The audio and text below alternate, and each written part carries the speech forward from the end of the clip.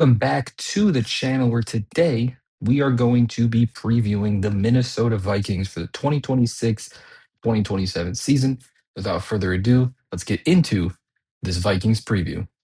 Starting off with the coaching staff, we have the same coaching staff all across the board. Starting off with Kevin O'Connell, this will be his fifth year as the Vikings coach. Head coach, obviously, won Coach of the Year in 24. He's a very, very talented, very good offensive-minded coach. Now, the Vikings offense wasn't great last year, but I don't think that really can be put on Kevin O'Connell. Their quarterback room just wasn't very good. It wasn't consistent. It was constantly changing. And again, I just don't think we can really put that on Kevin O'Connell. We obviously know how good Kevin O'Connell is as a play caller. And again, outside of last year, the Vikings have been a borderline top 10 offense every year under Kevin O'Connell. I mean, we saw how good they were even with Sam Darnold, who came out of nowhere.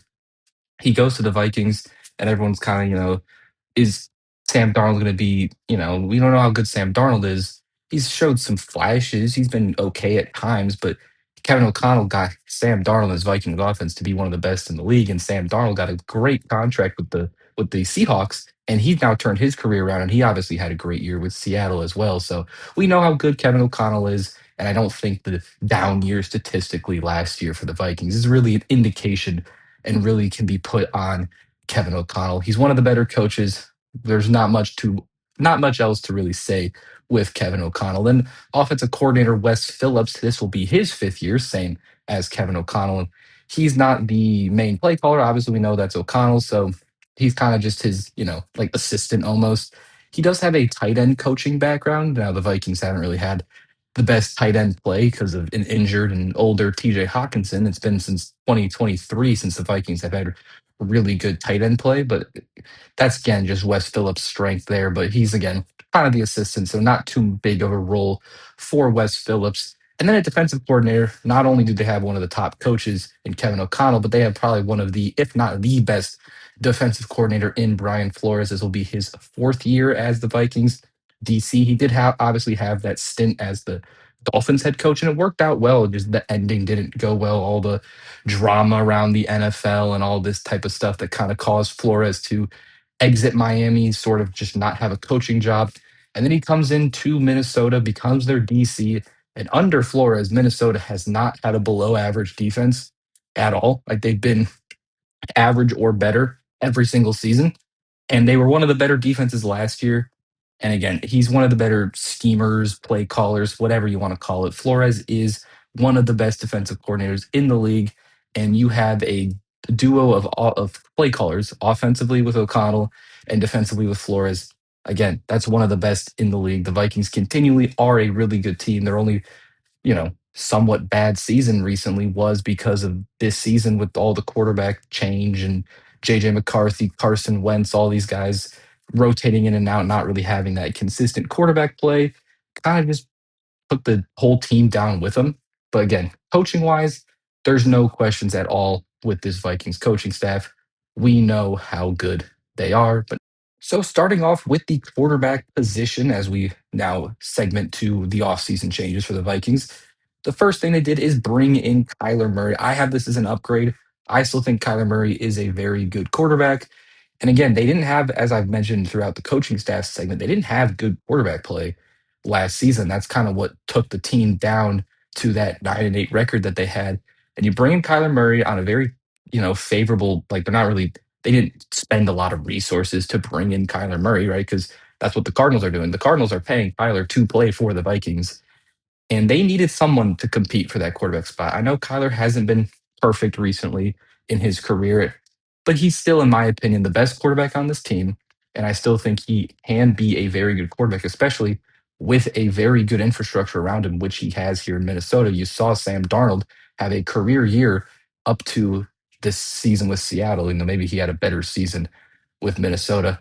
I don't know, but Sam Darnold had a career year up to this point, and that was because of the infrastructure he was placed in, allowed him to maximize his abilities and become, the very good quarterback that he is now. And I don't see why that can't happen with Kyler. I know it's like, oh, well, it hasn't happened with JJ McCarthy yet. Well, JJ McCarthy's only played like 10 games in his career, and he's not as good as Kyler, in my opinion. So I think Kyler Murray coming here to Minnesota was perfect for him. So I think this is an upgrade at the quarterback position as someone that can compete and be the starter instead of a guy like JJ McCarthy. Then at receiver, they move on from Jalen Naylor and they bring in Jawan Jennings. I also think this was an upgrade. Jalen Naylor was fine last year for the Vikings. He had some good games, right? As a decent receiver three, good receiver four, but I feel like his best value is at the fourth spot as your receiver. Whereas Jawan Jennings can be a very, very good receiver three. He's been kind of that receiver one almost the last like year or two in San Francisco, and now he's coming into Minnesota as their team's third best receiver. So I think this was a clear upgrade because they don't have that receiver three outside of Jefferson and Addison. It's been Naylor, and now it's Jawan Jennings, and I think that is a huge upgrade for the Vikings. At O line, they move on from Justin School, I think is how you pronounce it, as well as Ryan Kelly. School is just an okay tackle. I don't have that as a major loss or a major downgrade. He played more than maybe he needed to because of the Darisaw health, but as a backup, he's fine. He's okay again. Not the biggest loss there. And then Ryan Kelly, I do have that as a downgrade because he's a very good center still. When they brought him and Will Fries over from the Colts, Ryan Kelly played very good for the Vikings, and he's a good center. And that definitely is a downgrade for the Vikings. Then at interior D line, I kind of have this as neutral because it's a little interesting. They move on from two veterans, then Jonathan Allen and Javon Hargrave, and they bring in two rookies, Caleb Banks and Dominique Orange. You could probably argue that they got worse just because we don't know how good Caleb Banks or Orange is going to be. But in terms of Allen and Hargrave, Allen was solid last year as a pass rusher, but he's definitely regressing. And then Javon Hargrave has been a Pro Bowl before, did have 3.5 sacks last year, and overall again is just a solid pass rushing D lineman at best. So they're good players, Allen and Hargrave, but they're nothing special. They're not unreplaceable, right? And again, they are on the older side and maybe even as well on the expensive side. Whereas Banks and Orange give you a little more upside. Banks being the first round pick out of Florida, Dominique Orange being a third round pick out of Iowa State. I was close again to putting this as a downgrade, but I think because of the aging nature of Allen and Hargrave and the upside of Banks and Orange, I kind of left it as a neutral for now. With obviously Banks and Orange having a lot more upside, as we mentioned. Then at the edge room, they trade away Jonathan Grenard to the Eagles. Now they did get trying to find the trade. They did get a third. They got two thirds for Jonathan Grenard, one in 26, one in 27. The one in 26, they took a safety in the third round.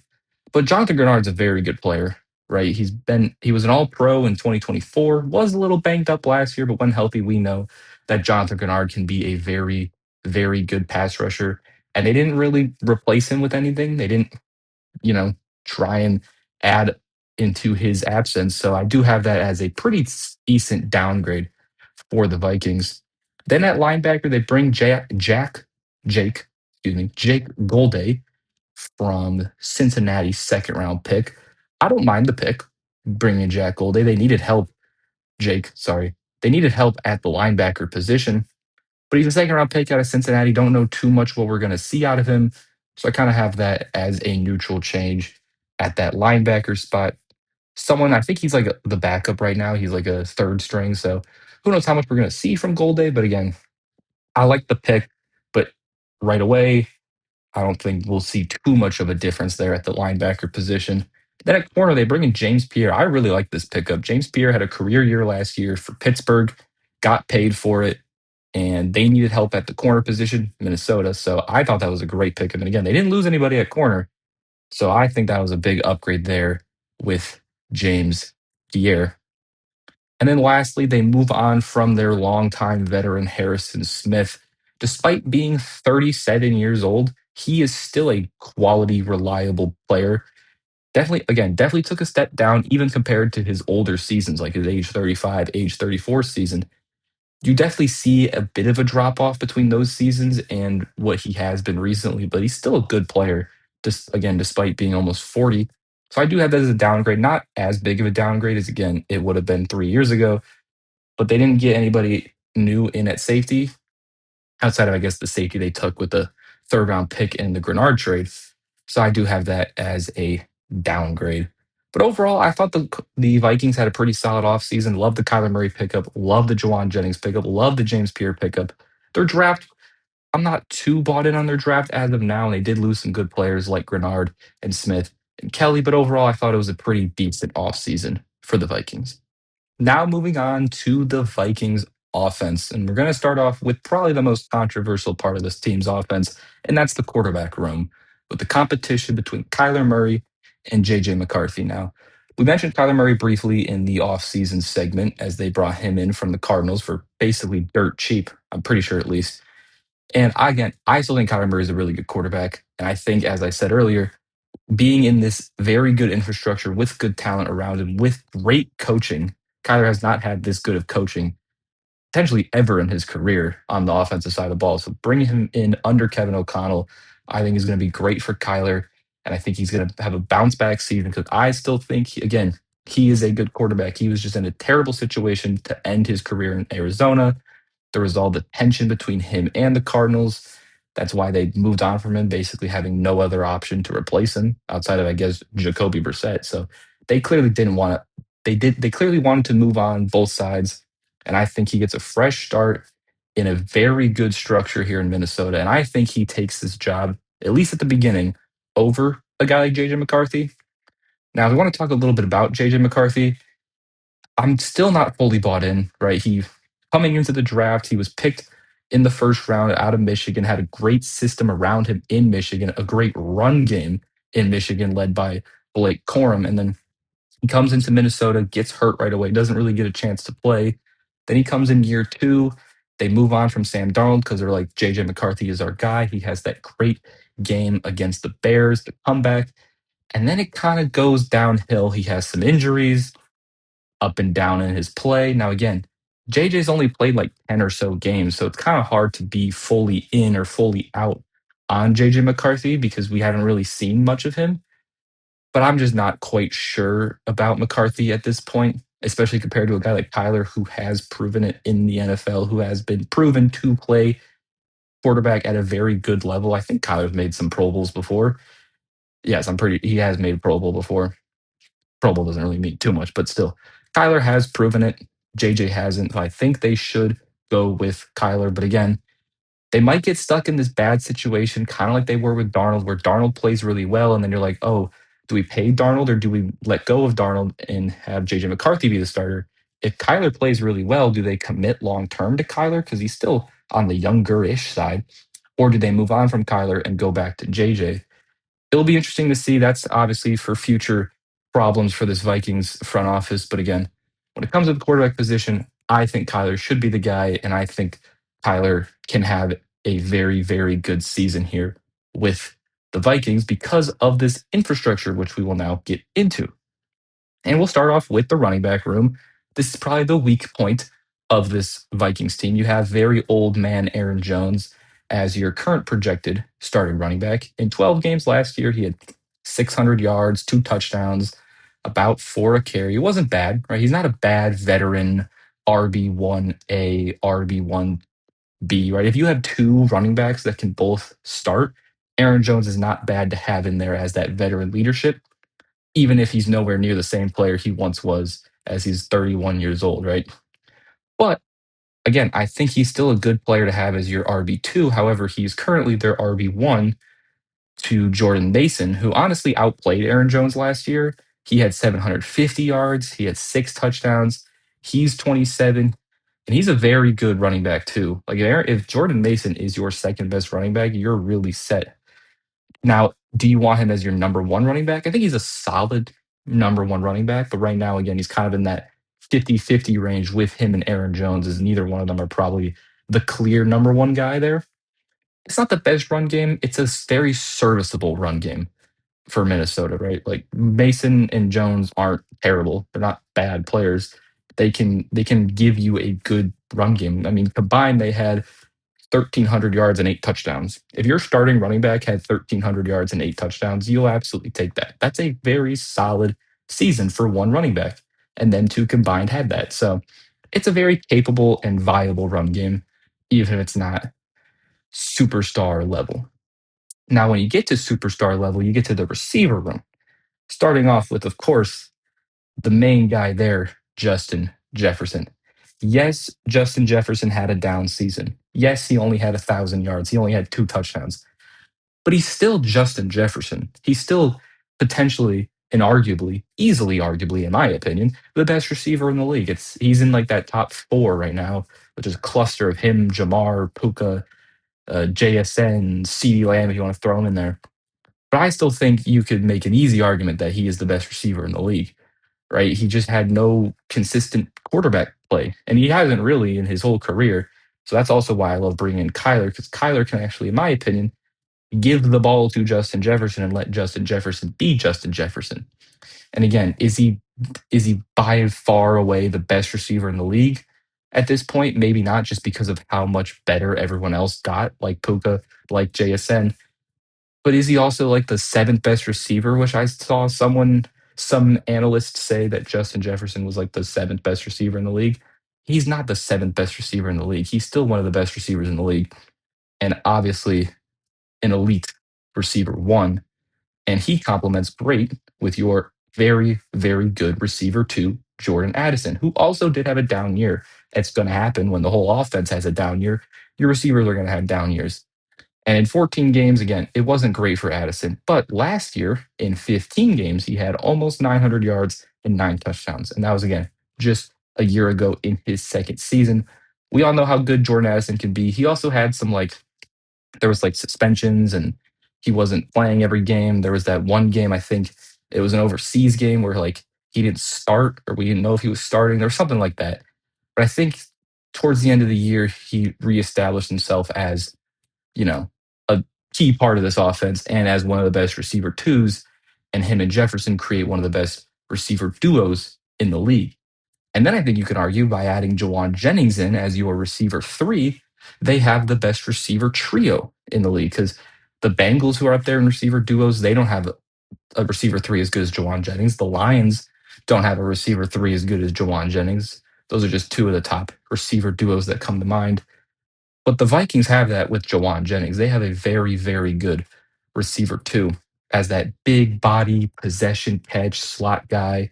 Only had three drops last year with San Francisco, so very reliable.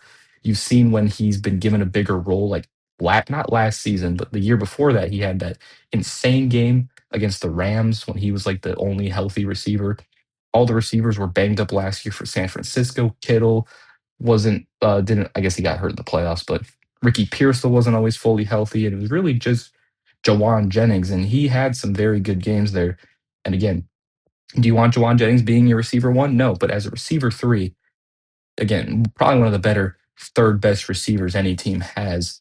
So you're absolutely set with those three guys at receiver, and then and then you go to the depth, and there's a lot of question marks, but a lot of upside with this depth at this Vikings with the Vikings receivers. First of all, Ty Felton, their third round pick last year, only had 3 targets in his rookie year, but he can still, in my opinion, develop into a very capable receiver three, which is kind of what they're looking for. Like, yeah, you have Jawan Jennings, who's a very, very good receiver three, but he's almost 30 years old. He's not going to be your third best receiver and your slot guy for the future. You need that third best receiver. And I think Ty Felton still can, again, despite not doing too much his rookie year, I still think he can develop into a very capable receiver three. Apparently, reports say that he's having a very good camp. So I like Ty Felton. I didn't mind the pick because, again, they needed help outside of Addison and Jefferson. And now Ty Felton doesn't have to necessarily step up immediately as that third best receiver because you have Jawan Jennings. So I think hopefully he gets a bigger role. Hopefully he gets more than 3 targets because I do like Ty Felton. Then they have Dylan Bell, who another guy who seems to be having a good camp as well as getting starter reps too, similar to Felton in that way. Didn't again, I think he's a UDFA in this draft, but we'll see what Dylan Bell can do. We'll see if he can carve himself a role as well, competing with Ty Felton for that, receiver four spot. They also got Miles Price as their backup slot. He's more of a return guy anyway, so I don't know how much we'll see from him when it comes to the offense. But he's a fine return man. We'll get into him for probably 5 seconds when we talk about special teams.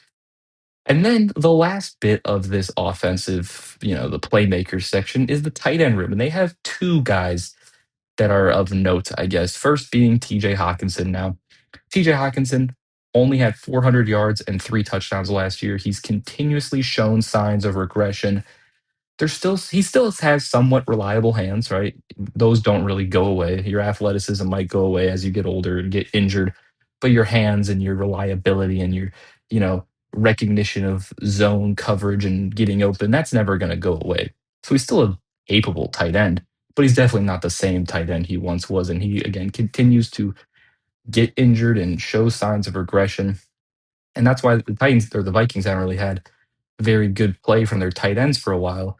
But you also do have Josh Oliver as your backup, who's a very solid backup tight end. Like Josh Oliver is a very good tight end too. And again, he may be the tight end too, but he could potentially, I don't know.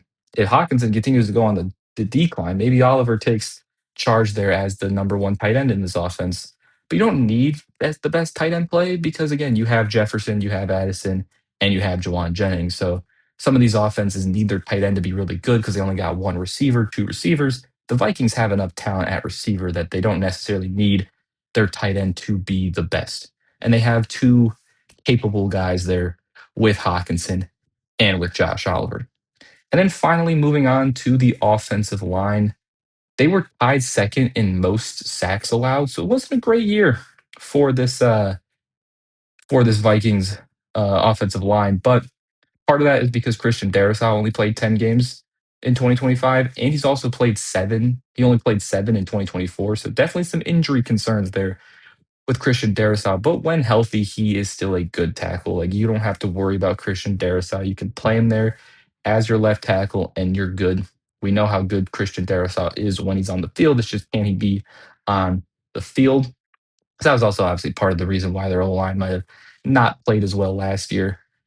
And then we go to Donovan Jackson, their first round pick last year. Played 14 games as a rookie, was okay as a rookie, but he did have plenty of flashes of being a good player. Like it wasn't the perfect rookie season. Like most people don't have perfect rookie seasons, but you're kind of just looking for those flashes. You're looking for those moments where like, okay, yeah, he was worth the first round pick and he can become and develop into a really good player. And you saw plenty of that with Donovan Jackson. Blake Brandell, he's just okay. Again, part of the reason why losing Ryan Kelly was a downgrade because now you have Blake Brandell at your starting center, who again, he's just okay. Will Fries is an okay to solid to good player. Don't really know what you're going to get out of Will Fries, but overall, he's a solid right guard and not a bad option, not a liability by any means. And they got Brian O'Neill, who only played 14 games, again, part of that injured offensive line, but he's a good player. Brian O'Neill is a good player, similar to Will Fries, where he's not a liability, he's just a good player. And then they also did take Caleb Tiernan, the third round pick at a Northwestern at left tackle. Don't know too much about Caleb Tiernan. I know he was, projected to go in, the day two of the draft, which he ended up doing there, third round. There's some interest there. Brian O'Neill was drafted in 2018, right? So he's been here for a while. He's up on the older side. So maybe Caleb Tiernan can move over and become your future right tackle once Brian O'Neill's no longer there and you can have him and Darisaw. But again, it wasn't a great O line. If they're healthy, they should be better just off Darisaw, Jackson, and O'Neill just simply playing more games. The O line will be better. But there definitely are some question marks with health, with progression, and I guess talent with a guy like Blake Brandell. So there's a lot of variance with this Vikings O line. Don't really know how good they're going to be. Could be pretty decent. Could be around where they were last year. So overall, this offense was 26th in the league in points scored, 28th in yards.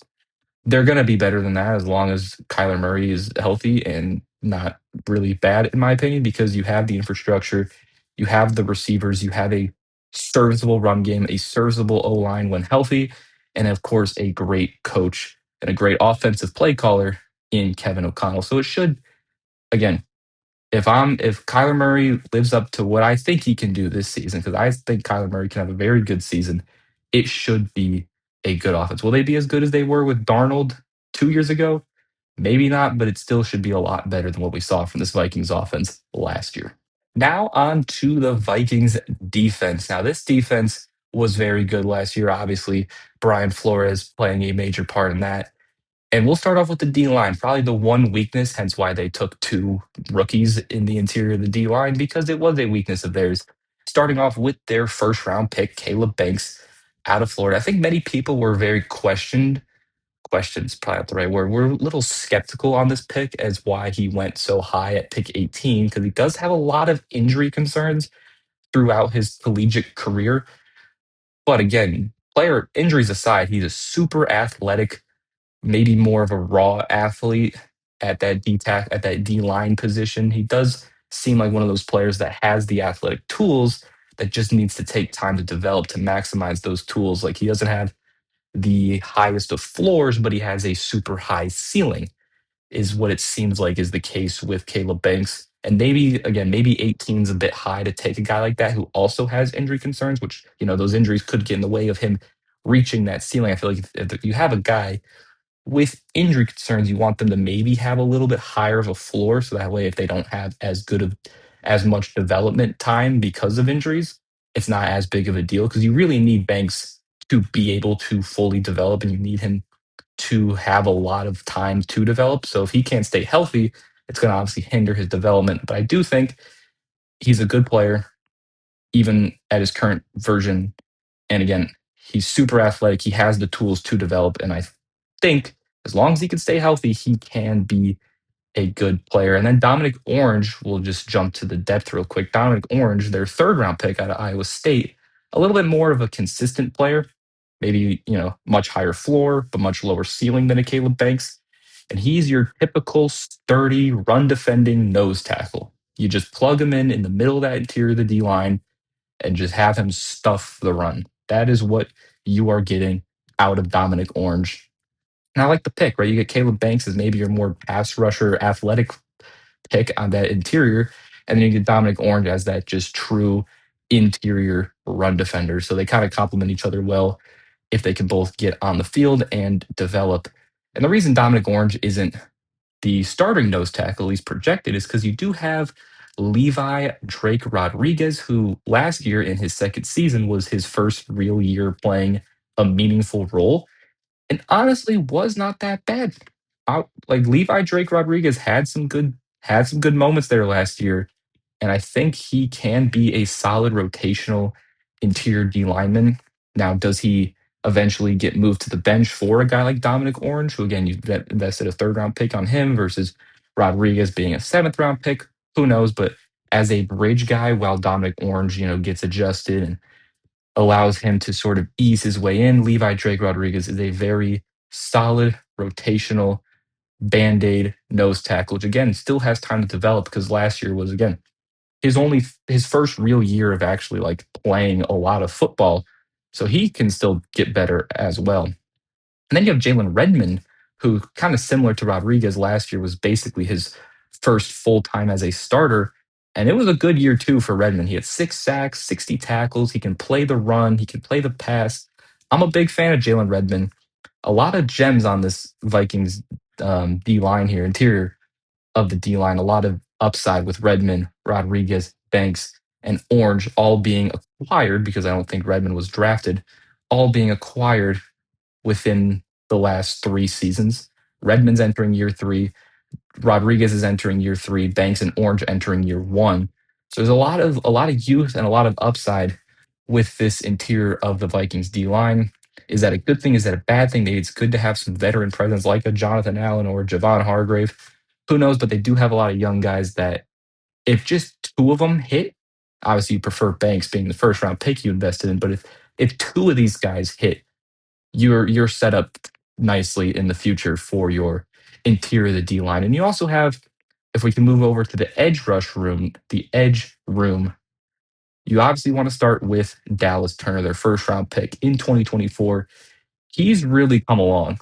I've been really impressed with Dallas Turner's development, right? He had a very solid year 2, like big improvement from year 2 to year 1, or year 1 to year 2. Had 8 sacks, got decent pressure. not too bad as a coverage player for an edge rusher. So, as the former 17th pick, I really liked what I've seen from Dallas Turner. Again, making that jump, making that improvement from year one to year two. And I don't see why we can't get another improvement from year two to year three with Dallas Turner. Again, having Brian Flores as your DC is gonna just is only gonna benefit everyone on this entire defense because he knows how to put these guys in the best position to succeed. So I really like Dallas Turner there. And then the opposite, you got that veteran Van Ginkel. Apparently Turner has really relied on Ginkel as a mentor. But being a mentor, Van Ginkel is still a really good player. He continues to be that veteran, versatile piece for Flores. He only played 12 games last year, but still was impactful in those 12 games. So the duo of Turner and Ginkel, I think, is very nice. And outside of that, you do have Tyrion Ingram Dawkins, who had an okay rookie year, not the best, not the worst. Don't know too much about Bo Richter, but it's really just Turner and Ginkel at that edge room. And then going back, you have the linebackers. So first, you have Eric Wilson is up there in age at 30 years old, but arguably at 30 years old, he had a career year last year. 115 tackles, 6.5 sacks, was solid at coverage, even good in coverage at times. Did miss a fair share of tackles. That's definitely one knock you could have on Eric Wilson, but for a 30-plus-year-old, he definitely had a very good year, and again, arguably a career year. And then Blake Cashman is the other guy alongside him who only played 13 games last year. And notice a trend with these injuries. But again, another veteran guy, career high 144 tackles despite only playing 13 games. Great run defender as well, can be solid to good in coverage at times. But again, the duo there of Wilson and Cashman is a very capable linebacker duo. And you also got Ivan Pace there, who's a nice blitzing spark plug off the bench. And then, of course, Jake Jake Bolday, who they took again in the second round. Big, explosive linebacker. You really want him playing near the line of scrimmage. He can also provide some blitz similar to Ivan Pace. Not a very good coverage guy. He was a former edge rusher who moved to off ball linebacker, hence why he's got that blitzing ability, why he's more of a run defender up close near the line of scrimmage. But I like the Jake Golday pick. I don't know why I keep calling him Jack. I like the Jake Golday pick. And I think these four linebackers play really well alongside each other. And then going to the corner room, obviously James Pierre, their big free agent from Pittsburgh, had a career year last year. No touchdowns allowed, one of the lowest passer ratings allowed. He was top 12 in PBUs. PFF had him as the second best cover corner in football. And I think it was an underrated pickup. They got him for 8.5 million over 2 years. Overall, I really liked that acquisition. Outside of James Pierre, you do have Byron Murphy, who had a very good 2024 season, but definitely did have a down year. He got a big contract after that said 2024 season, but again, definitely had a down year. And I don't think many Vikings fans are very happy with what they saw out of Byron Murphy again, getting that contract and not living up to it. So we'll see what he can do in the second year of that contract. But again, he had played really good not too long ago. It's not like he's old, regressing, or injury prone. So there's no reason why he can't get back to the version we saw of him in 2024. It's kind of just a wait and see if we will. Then you have Isaiah Rodgers, your other outside corner, had that really fantastic game against the Bengals where he had all those touchdowns, fumbles, interception, that insane game, right? Outside of that, he didn't really. He was just okay. He was just an okay to decent corner for the most part that season, kind of like he's been his entire career. Is really just that one game that really put him on the map, and then didn't do. It wasn't bad after that, but again, he was just okay. He was nowhere near as good as he was in that Bengals game. And then you got Charles Demmings, their fifth round pick. His strengths is definitely his ball skills, his press man coverage. That's really about it. Again, fifth round pick this year. You got Dwight McLaughlin, who hasn't really played much in his first two seasons. So I don't know if we'll see much of him in his third season, if we haven't seen much of him in his first two seasons. Don't know too much about Khalif Halasi. Yeah, Halasi. Don't know too much about Khalif, but it's really just three guys there at that corner room, which is definitely probably the weakness of this team. Because you got James Pierre, who had a really good year with Pittsburgh, but can he step it up after getting paid? Similar to how Byron Murphy failed to step up after he got paid. And then you got Isaiah Rodgers, who did have that one really good game, but outside of that was just an okay corner. And then at the safety room, you have Josh Metellus, who's had those two really good years in 2023 and 2024, playing everywhere on the field, playing edge rusher, safety, linebacker, corner, doing everything. But last year was not great for Metellus in coverage for the most part. Still, he still provided you with the pass rush that he has. The run defense was still there, but again, wasn't that good in coverage and overall just wasn't good as those 2 years prior. So we'll see if he's on the down trajectory or if he can bounce back. You have Jay Ward, who had not really started much in his career and also hasn't played the greatest himself. Jacoby Thomas, we mentioned, is the third round pick that they got in the Grenard trade, one of the third round picks they got in the Grenard trade. He was a productive fifth-year safety in college. He can make plays, but he can also give them up as well. I mean, again, third round pick there. Theo Jackson is probably the better of the two as your backup free safety. He's an okay safety who is a replaceable player. Like you can get better than Theo Jackson. Maybe Jay Ward is better than Theo Jackson, but there is a lot worse than Theo Jackson as well at safety. So it's definitely the weak point of this Vikings defense, but it was the weak point last year, and they were still a top 10 defense just because Brian Flores exists. So maybe the weakness of the secondary won't be as bad as it was last year. But again, you got guys like Metellus and Murphy who have shown to play good football in this Vikings team, on this Vikings team. They just didn't really do it last year. So we'll see if we can get bounce backs from them.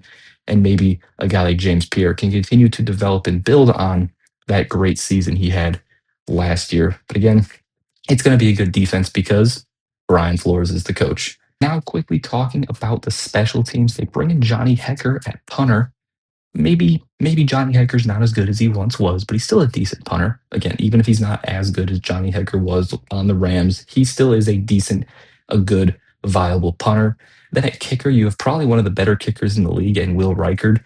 Very, very efficient last year. He was like 90+% of his kicks. And again, he played even better than his rookie year. He comes in as a rookie, 6th round pick out of Alabama, has a very good rookie year, and plays even better this season after again a decent to good rookie year, and overall is just a very good kicker. And then Miles Price is a good return man. Again, he might not be the best receiver as your sixth best receiver, but as a return guy, very good. So very good special teams unit here for the Minnesota Vikings.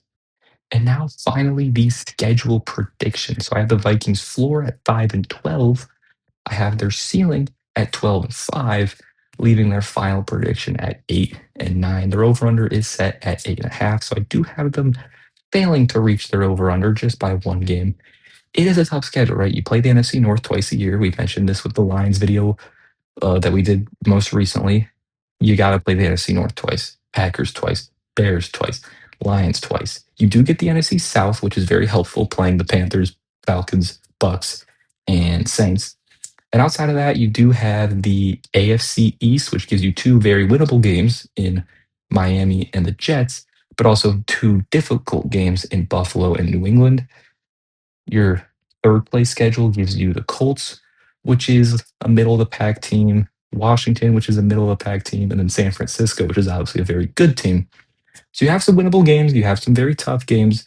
I do have their floor at 5-12 because again, if Kyler doesn't necessarily work out or they just don't know who to play between him and JJ. The offense could have another down year. And again, despite a down year from the offense, this team still won 9 games. So there's no reason why they can't do that again, even though I have their prediction at 8-9. So I have their floor at 5-12 just because of the quarterback room. But again, if Kyler plays like he has before in his career and you get some health from these guys, is easily the double-digit win team, in my opinion. So I do have their ceiling at 12-5, leading their final prediction to 8-9. And that will do it for our Vikings preview. If you enjoyed the video, make sure to leave a like, subscribe if you are new, and I'll see you guys next time. Peace.